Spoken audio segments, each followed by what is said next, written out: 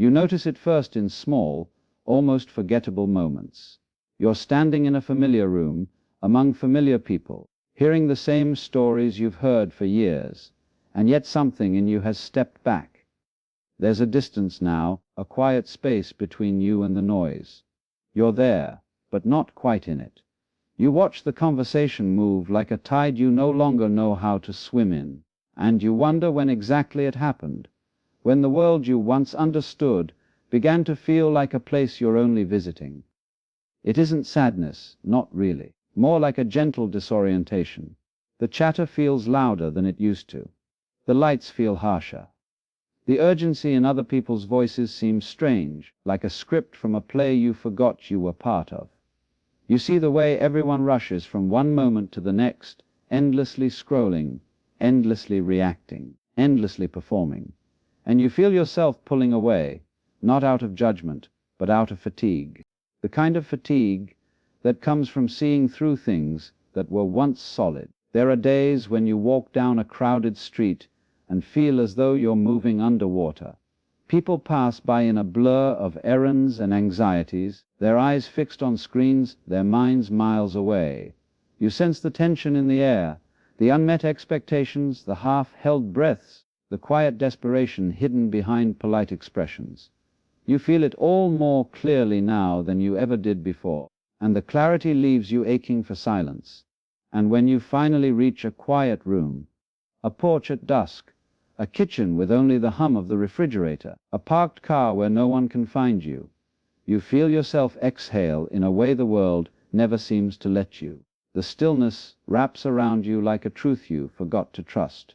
You sit there for a moment, noticing the faint relief that comes when nothing demands your attention. It feels like returning to something ancient in you, something the noise kept drowning out.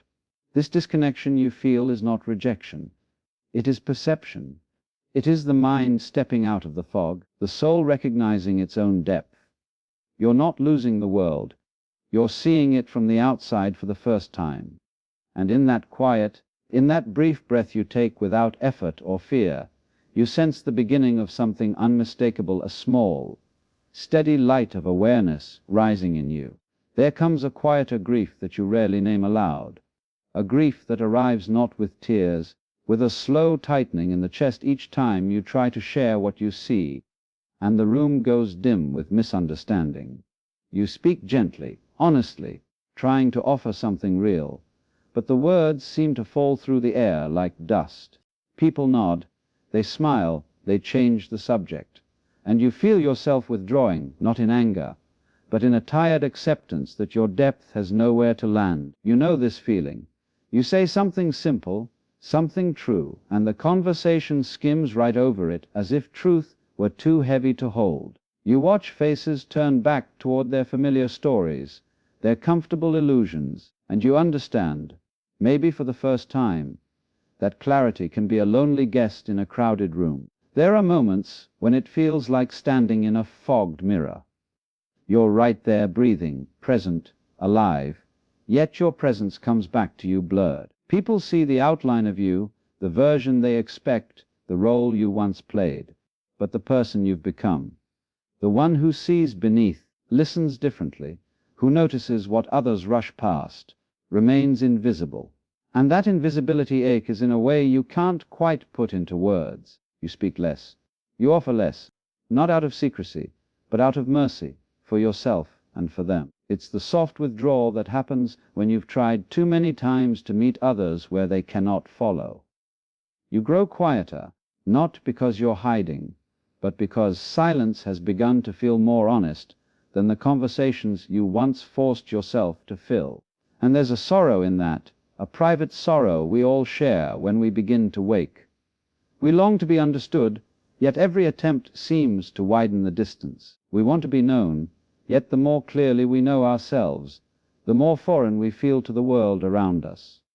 You stand there, watching life unfold like a play you've already seen, feeling the strange ache of clarity. How it softens you, how it separates you, how it reveals the gulf between seeing and not seeing. And here is the quiet paradox you keep returning to: the more awake you are, the fewer stay beside you. There comes a point when the fog begins to lift, and you realize how long you've been squinting at shapes that never fully made sense. The world doesn't change in that moment. You do. The same faces, the same routines, the same conversations remain, but you see them with a clarity that feels almost surgical. It's as if someone wiped the mirror clean, and suddenly the reflections around you no longer match the stories people tell about themselves. This kind of seeing isn't dramatic. It's quiet, almost clinical. You notice the hesitations behind words, the slight tightening around someone's eyes, the way people repeat the same fears in different disguises. You observe how much of life is constructed from habit rather than presence. And with each observation, something in you steps further back, not in superiority, but in sincerity. You don't want to participate in illusions that no longer hold weight. Clarity has its own gravity. Once you begin to recognize what is real and what is merely rehearsed, you drift towards stillness the way water finds its level. Noise irritates you not because it is loud, but because it is untrue. Small talk feels thinner, promises feel lighter, and urgency dissolves like mist under bright sky.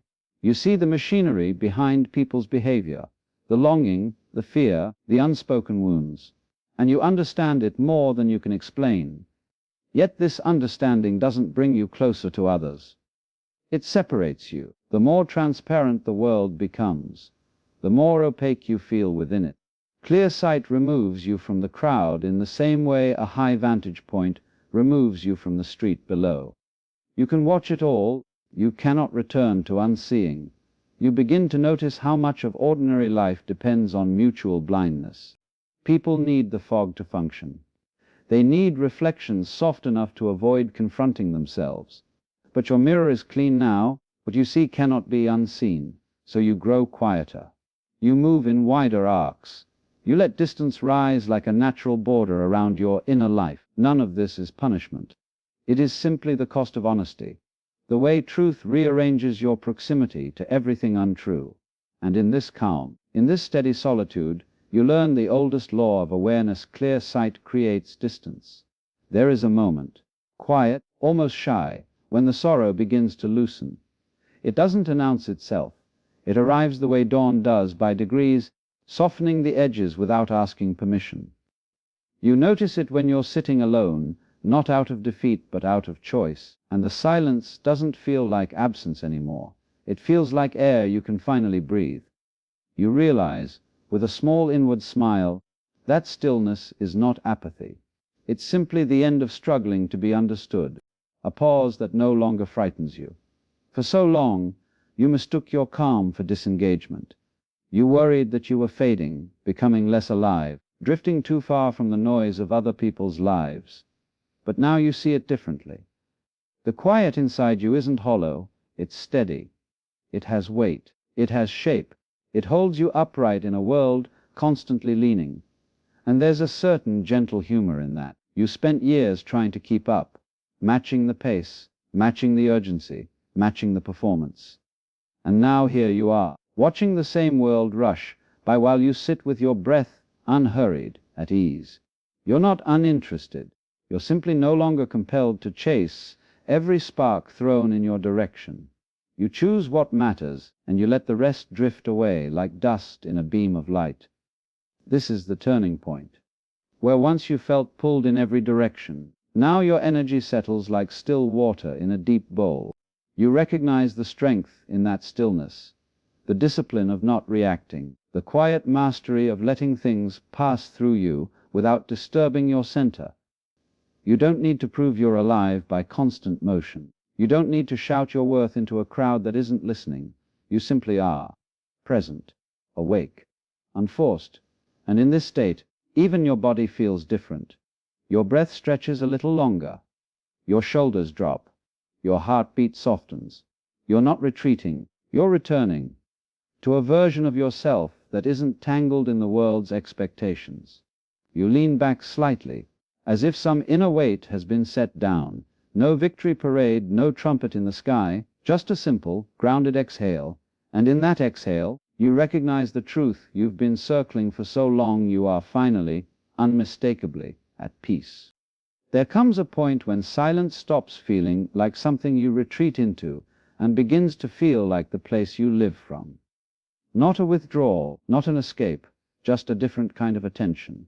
A wider one, a quieter one. You sit inside yourself the way a forest holds its own stillness naturally, without effort, without needing to explain. You start to see life the way you might watch a television with the sound turned off. The same scenes unfold. People argue, rush, insist, perform. But without the noise, the motions become almost tender in their absurdity. You see the worry behind the anger, the longing beneath the bragging, the confusion inside the certainty. And instead of reacting, you simply observe.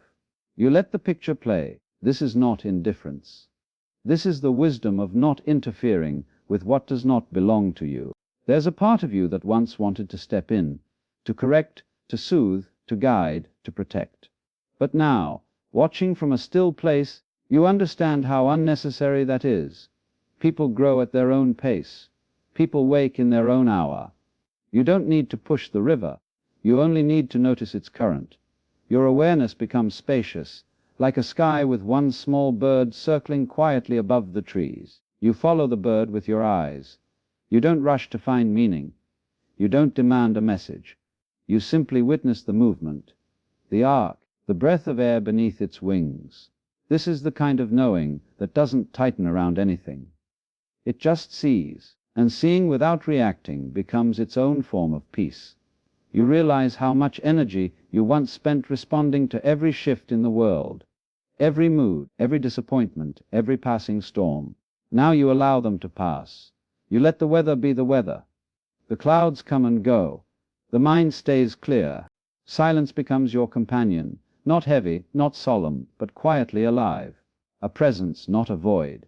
A soft awareness that moves with you, around you, through you, asking nothing, demanding nothing, disturbing nothing. You learn to abide in it, to trust it, to let it hold what words can't reach. And in this vast, unhurried calm, one truth rises with the clarity of a soft bell in an empty room.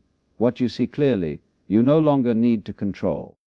There comes a softness that wasn't available to you in the earlier stages. A gentleness that grows only after you stop trying to pull people into the clarity you've found. You look at the world now with a kind of warm neutrality. Not detached, not cold, simply aware. Aware that everyone is moving through their own night, their own distance, their own unspoken fears. And instead of frustration, something else rises in you, compassion, without urgency. We begin to see it together. The quiet truth that not everyone is meant to wake at the same hour. Some are still wandering through their dreams, holding tightly to stories that keep them afloat.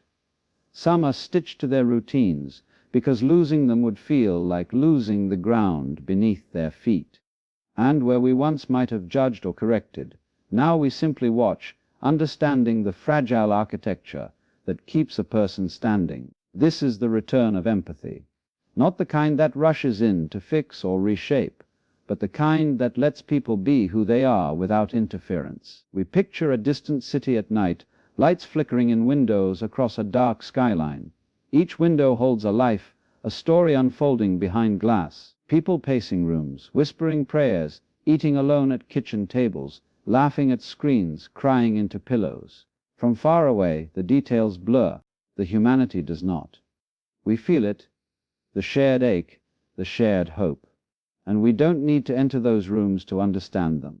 It is enough to stand at a distance and see the lights. You notice this in smaller ways too.